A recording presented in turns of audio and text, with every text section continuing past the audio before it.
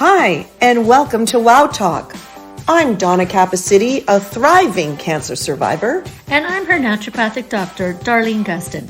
We're here to encourage, educate, and empower you on your journey to optimum wellness. Welcome. Let's talk about fasting. Fasting for beginners. Awesome. So fasting's become very popular, and it's not a new topic for naturopathic doctors, but the science is starting to catch up and people are finding it easy and it's helping a lot of people. So it's become one of the new trends now. And for decades, we've been told breakfast is the most important meal of the day, but there's actually science to say that that's not true for everybody, and some people do benefit from fasting. Yeah, so there's all different kinds, I guess, of fast, but also what is safe and healthy? Because I remember when I was much younger, I would do these fasting diets and I would not have enough energy. I'd be really lethargic. I'd be irritable too. Oh, yes, my moods were terrible. So, how does one even go about fasting? So what is safe and effective can't be answered in a global way, because I don't know if I'm talking to a diabetic or someone who's on medication. So it's obviously always best to have some guidance with a professional. But what's popular these days that seems to be well tolerated by the masses is the 16:8 ratio of fasting, where for 16 hours you are not consuming any calories. So you could have water, herbal tea, black coffee, etc., but nothing that would, turn the digestive system on. And all of your food is consumed in the remaining 8 out of every 24 hours. So that in those 8 hours, that could constitute 2 or 3 meals. And there's no calorie restriction. You just time when you eat. Now, obviously, if you eat well, or if you overlap it with something like low carb or keto meals, you'll get faster results in certain areas of health for certain people. So a lot of people overlap it. But the popular one is a lot of people are missing breakfast and having lunch and having dinner, as long as lunch and dinner are within 8 hours. And it's working. And basically, you just have to monitor your success. Did you lose weight? Did your blood pressure go down? Did you have a blood test as feedback? And if it's working, you continue until you reach your goals. But there's many other ways of fasting. And I would say the 16:8 type of fast would be generally safe. And the other popular one is the 5-2 fast, where 2 days out of the week, you have a day of eating very low calories. So 20 to 30% of what you normally eat, a small meal, 2 days a week. The other 5 days, you do your normal thing. So these are things that most people can do that's generally safe, and just see how it goes. Okay, sounds great. Now back to the 5 and 2. Do you do those 2 days in a row? Or is it random 5 and random 2? It can be random 2 days. And the other thing is that in those hours that you're eating, going back to the 6 to 8 hour ratio, you don't munch in between. So you crunch all your food into 2 or 3 meals. So you're not grazing. So it's not like you take your lunch and have a bite here and a bite there, and it takes you an hour to finish that sandwich. You sit down, you eat your meal, and you're done until the next meal. Okay, so why is that? Is that something to do with the metabolism? Or, I don't know. Insulin. It has to do with insulin. So a lot of the restricting of foods, every time you eat food and calories, it stimulates insulin, and we're trying to not have those requests for insulin in the body as often. And during those fasting periods, one of the big benefits that's getting most of the attention is a process called autophagy, which is a medical word. I know. No idea. It means self-digest. Okay. So your body's chomping away at yourself. There's no food, so you're going to find a body part to eat instead. But the body is... Oh, I just had a bad vision there. Okay. Yeah, I'll eat my toe today. Oh. So in autophagy, the body knows that there's calorie restriction, and the body will be very selective about which functions are happening and which functions are not happening. And so the body will selectively destroy and remove damaged cells. So it's like a detox as well. Oh. And it also resets the immune system. There's a lot of different benefits that happen. And the longer you fast, at every so many hours, there are different body functions that turn on hormonally, and immunity and inflammation goes down. So every number of conditions could improve on a fasting state. And the interesting thing is, I have some patients who are diabetics who historically were told eat every 3 to 4 hours, eat 3 meals and 2 snacks a day. That would be the total opposite of what intermittent fasting would be about. And it is working for some people. And as a naturopath who is focused on treating an individual, it doesn't matter. It's not a surprise. It's about knowing the status of a person's health and saying, well, if your body's working like this, I think that this way of eating or this medication or this supplement would fill in the gap and get you over the hump and get your health back. So if you have been one of those people who had 3 meals and 2 snacks a day, and it's healthy and it's not an excessive amount of calories and it's not working, if you're plateaued or even gaining weight and it doesn't make sense, well, then try something different. Sure, that makes total sense. So I'm doing the math here and I'm thinking it would be not a bad idea to go from 8 at night till 12 the next day. I guess people have all different schedules though. Right. But that just seems reasonable to me. Like I think I could get past 8 o'clock, and then not eat anything till, the next day at noon. Definitely. Yeah. And that's what most people do because they're commuting. And by the time they get home and make dinner, many of my patients are having dinner too late in the day, according to how the body functions. But that's just the way it is. However, having your 8 hours of eating earlier in the day is more effective. Oh, okay. So if those hours were, if you had a 10 a.m. breakfast and 4 to 6 o'clock dinner, and that's it, that would be more effective than the 8. Eating lunch at 12 or 1 o'clock and having dinner at 7 or 8 o'clock. So the body's not designed to be digesting at 8 o'clock in the evening.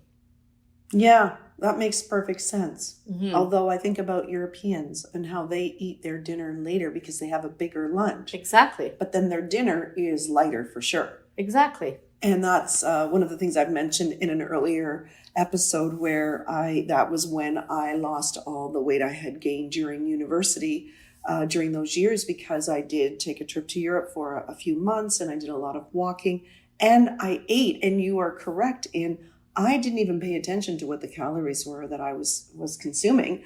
It's just I was having this fabulous meal or dinner, as we know, at lunchtime. And then I wasn't hungry later.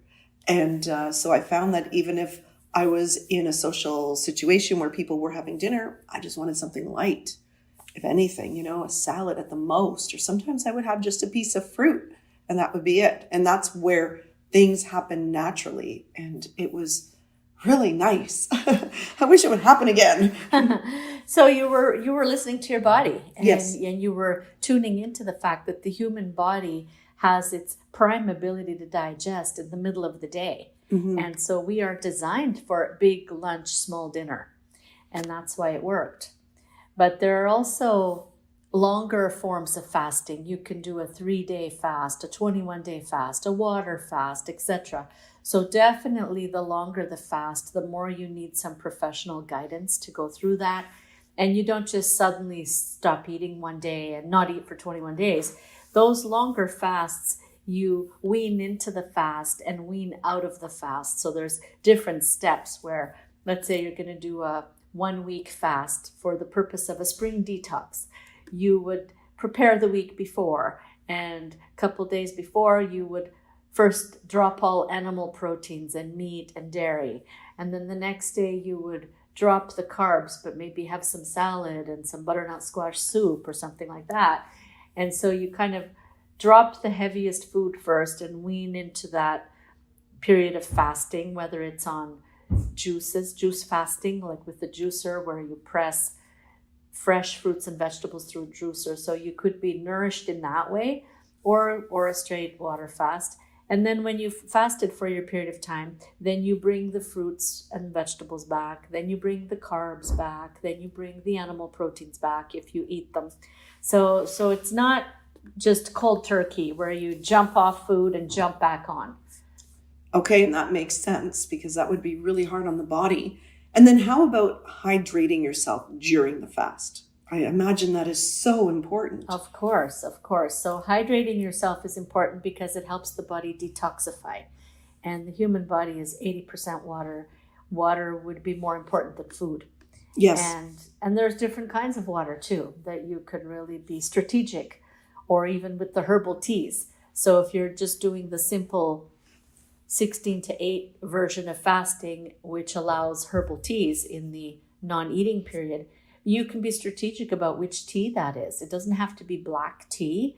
It has to be a tea that can match whatever health conditions you have. So you could be a person with cardiovascular issues and say, okay, if I'm going to pick a tea, it'll be hibiscus, or it'll be dandelion because I'm working on my liver, or it will be cinnamon because I'm a diabetic.